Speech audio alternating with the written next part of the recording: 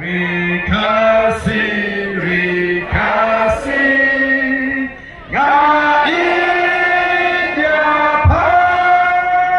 karikabaiku,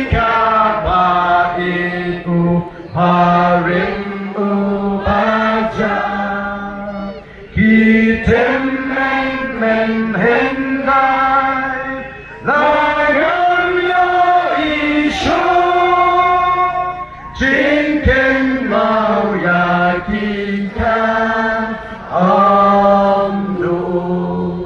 Ulai tham toki ni nam la ban wai sang yang pencam no tidak. Rekasi rekasi ngai apa karika baiku barim ubaja. Kitem men hendai layan yo isyo Jinken mau yakikan amdo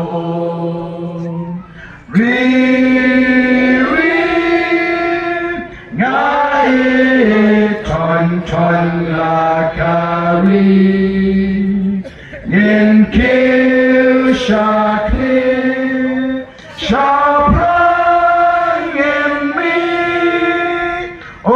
Poliu Jings Takin Yadi. Kumulay Shimon.